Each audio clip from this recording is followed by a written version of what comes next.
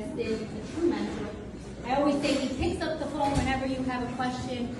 There's 80 of us hounding him every day. We're trying to get a piece of him, aside from everybody else in the state. I don't call the Republicans back this day. It's back to us, and that means the world to me. There are so many people here tonight, like the speaker said, that have been with me and have walked this life with me that just mean the world to me. I'm going to start off with the most important person in the room, and some people will say it's Ricky, but it's not. It's my mom.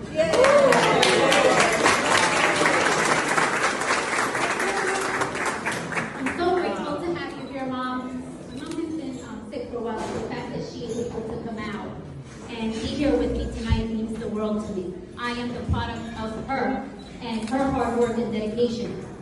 And without her, I wouldn't be the woman that I am here today. So thank you, Mom. And of course, to my boys and my loving husband of 19 years.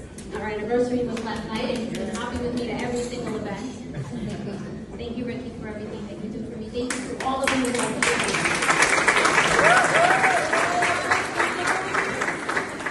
To my assembly mate, Alexon Collazo-Gill and John McKeon, thank you so much for being on this journey with me.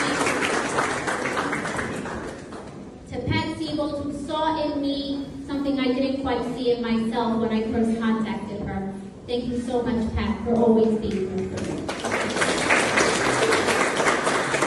I also have to say a big thank you to my brothers in the Livingston Town Council, because even though I left the council, they have always been there for me and are still there for me every step of the way. To all my new friends that are here tonight, the fact that this room is filled, I can't even begin to put into words how much that means to me. But there was a lot said tonight by the speaker and by Ms. Leroy Jones, and I'm going to echo some of their words. This election coming up is incredibly personal to me. Not just because everyone is telling us that this is the biggest election of our lives, that our democracy is at stake, but as someone who loves this country, as a Jewish Latina, where both parts of my identity, my heritage, and my sense of self are being challenged in ways I never thought was possible. We're living in a moment where our identities and our rights are being questioned, where forces are working to divide us and push us beyond our limits. But I'll tell you that I know who I am, and I hope you all know who you are too. Because we cannot live in a world or in a country where we are feeling marginalized. I am the daughter of a hard-working immigrant woman and father who brought me to this country to make a better life for myself, to work hard, to study, to stand before you and say I'm your state assemblywoman. We are not criminals. We're not gang members. My mother lived most of her life in Santurce, Puerto Rico. My sister Elizabeth was born in Puerto Rico, and we used to make fun. We used to be so jealous. She had the blue passport, and I had the Dominican red passport. But she had the key to come to the United States. So, Puerto Rico is not the island of garbage in the sea. It's the Isla del Encanto. That's right. Yes. La Isla del Encanto. Corrinque precioso. This election is about protecting our right to fully be ourselves. For me to be my Jewish self, my Latino self, to be proud of our culture and our heritage without fear, without worrying what others will say to us on the street. Here in New Jersey, we are the beacon of light. I can tell you sitting in the assembly that we have worked hard in this state to protect women's reproductive freedom. If you were in Trenton this week, you heard it in the Senate. We are working hard to make sure that women in this state have a voice about their bodies and their choices. We here are protecting the students' right to read and learn in their own vision. That also happened in Trenton this week. The rights of our LGBTQ community and so much more. We believe in the dignity of humanity of every person. And we refuse to turn back the clock on the progress that we have fought so hard for. Are we going to let the clock be turned? Are we going to allow that this Tuesday? No. You're not so sure. Are we going to allow that this Tuesday? No. Thank you. Didn't seem like you were sure.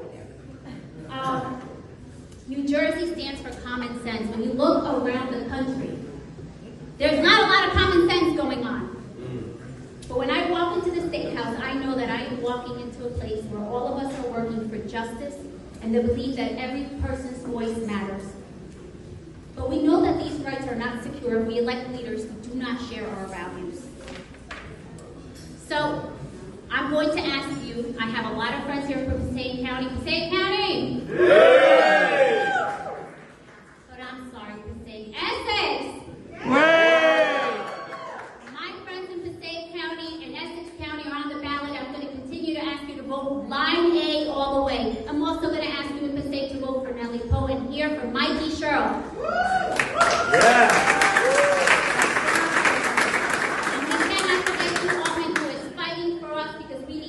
Her up to Congress. We need to make sure that our rights are protected, and those are three powerful women.